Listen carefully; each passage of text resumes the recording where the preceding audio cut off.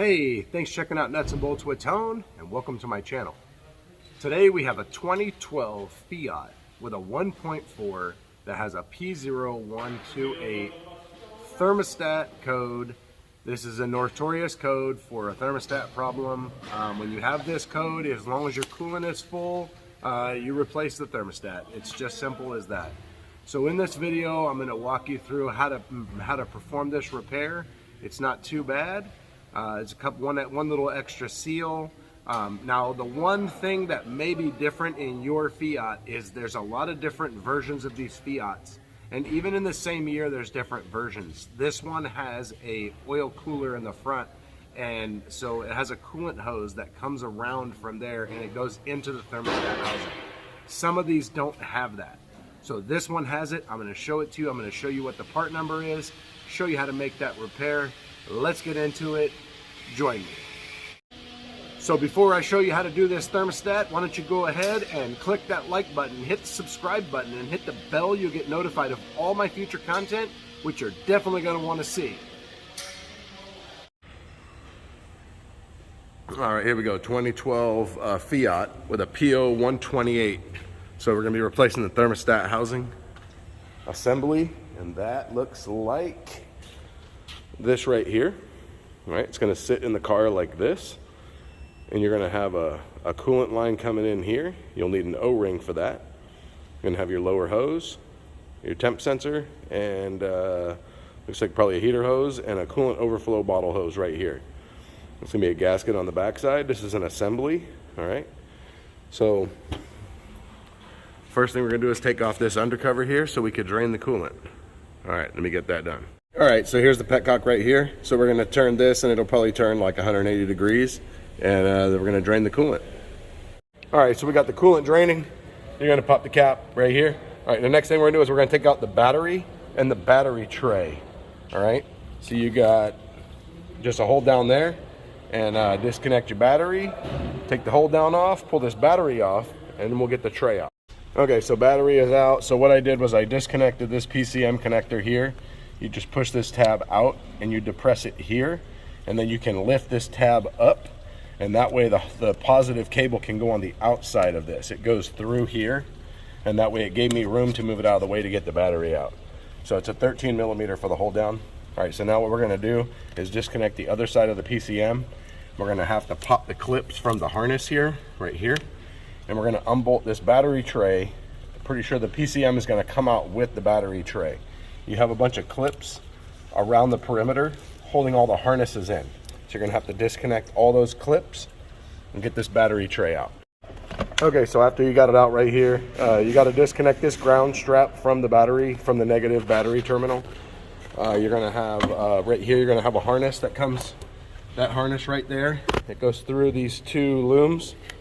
You're going to have one here, and that's for this wire that goes around the front. Okay. You don't need to disconnect that. We're just going to pull it out of the way. You got just a 13 millimeter nut and two 13 millimeter bolts. And then you're going to have one harness pushing through here. And you're going to have another one here and another one down here. So 3 on this side. All right. So now that we got this out, now we got to get to this down here. There's the thermostat housing. All right. So let me figure out these bolts, and I'll let you know how we're going to get this out. Okay, so the bolt that holds the coolant line in the front right here, it's a T30. We're going to take that out. We're going to pop that hose out of the thermostat housing. All right. We're going to disconnect the coolant temp, which is right there, and we're going to disconnect this hose, which just has two tabs that you push in on each side of the hose. It's a quick connect. All right, let me get it off and I'll show you what it looks like. Okay, coolant temp goes like this. You lift this tab up, this yellow tab, and then you lift up from down here. You pry it out, and this pulls off. Here's the coolant hose that comes on. All you do is push this white tab in and twist and pull it out. So those are off, and now we got to get this heater hose off, and we got to get this upper hose off. All right. Okay, so to get the clamp off the lower hose, you need some pliers like this. They used to use this style right here. The problem with this is they only go one way, and so you can't get them into a lot of places. One of my coworkers showed me this one here. There's the part number. It's AST, Außenmacher. And so this one here, these swivel to all positions. And you have the release and the set, all right? So we're gonna use that right here. We're gonna pop this clamp loose and we're gonna take this off. And then we're gonna get that heater hose off. The heater hose looks like it is a non-serviceable clamp, so we're gonna have to just put a clamp on that one. But this one is serviceable, and I'm gonna pop that clamp loose and get this hose off. Oh, and it's 2 10s that hold the housing. One there, and then one right there. All right. So the way this clamp works is that this part right here pops over the side on the left. So when you use the tool, it'll pop over and it'll clip on, and it's sealed. And I always mark the hose. This clamp stayed with the hose, but mark the hose, because if this doesn't go back exactly like it was, it'll leak. And I'm gonna have to cut that one off down there, the heater hose, and we're gonna get this housing out of here. Okay, good thing I didn't cut it off, I couldn't tell. This clamp is the same type of clamp right there, so I've popped it loose. So now I'm gonna get this hose off, get everything cleaned up, and get this thermostat housing back on. I will put a link to the pliers in the description below, and this works for all these type of clamps. All right, so we're gonna get this off and get this cleaned up, and then I'll tell you what the torque spec is. Okay, so here's what it looks like here when you've got it off right there. We're gonna clean this up with a Scotch-Brite pad, all right?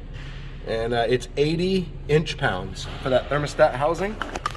And for this oil, for the line that goes in the front for the coolant hose, there's the part number for the O-ring. All right, so I'm gonna get this cleaned up, and then make sure that you use an airlift to fill it up right there, so you don't have any air pockets and have to deal with any overheating issues. All right, so you're just gonna put this back together the same way you took it apart. Make sure you clear your code and graph your coolant temp when you start it, and you should warm up really fast. All right, let me get this back together. Okay, so one tip here is before you put your thermostat housing on, get the gasket in and put your heater hose on, and go ahead and clip your heater hose clamp, then bolt your housing up, then put your upper hose, your coolant temp, and everything together. But go ahead and put that heater hose on the housing before you bolt it up, because you have room to move it out and get to that clamp. Okay, so now that you've seen this video, I hope you feel comfortable making this repair and making it the first time. Also, I also showed you the tool you need for these clamps. It's best if you reuse these clamps and don't put worm drive clamps on there. If you don't have these pliers, you're not going to be able to service these clamps. So you should get some. The ones I show you in the video are the ones I recommend. They're fairly new to me. I've only used them a couple times. And so, yeah, thanks for watching the video. Hit that like button, hit the subscribe button, and hit the bell. You get notified of all my future content, which you're definitely going to want to see. Also, check me out on Instagram at Nuts and Bolts with Tone for my daily life as a mechanic. Show you all kinds of tools that I use and just weird stuff with diesels and gas. And also check out my merchandise store where you can get a t-shirt and a coffee cup. Support Nuts and Bolts with Tone. Thanks for watching. I'll see you next time.